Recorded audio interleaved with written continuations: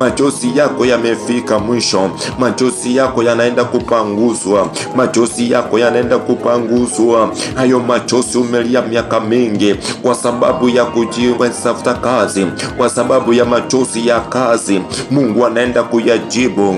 Acha nikwambie jioni ya leo, majibu yako yaliachiliwa kitambo, lakini madhabahu ya kifamilia yako yamezuia majibu yako. Majibu yako yaliachiliwa kitambo, lakini kwa sababu wakuu wa anga wamezuia majibu yako. Lakini jioni ya leo ninakupa uwezo wa kupokea majibu yako. Ninafungua kila maroho zote, ninafungua kila ufalme wote. Kila ufalme imeinuliwa juu yako, kila madhabahu yameinuliwa juu yako, ninayaharibu kwa jina la Yesu.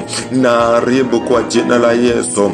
Neema ya Bwana ishuke juu yako, neema ya Bwana ishuke juu yako. Kila maroho zote inayokuletea majozi ninaharibu, itoke kwa jina la Yesu. Kila maroho zote inakuletea mangaiko, itoke kwa jina la Yesu Kristo. Kila mangaiko yote juu ya maisha yako, itoke kwa jina la Yesu Kristo. Wengine wanatamani ndoa yenye furaha, wengine wanatamani ndoa yenye amani, wengine wanatamani ndoa yenye uwezo, wengine wanatamani ndoa yenye utulivu. Masaa kama haya, popote ulipo mwanangu, ninanyosha mkono huu, ninaachiria furaha kwa ndoa yako, ninaachiria amani kwa ndoa yako, ninaachiria uwezo kwa ndoa yako, ninaachiria baraka kwa ndoa yako, ninaachiria nguvu kwa ndoa yako. Pokea nguvu isiyoisha, pokea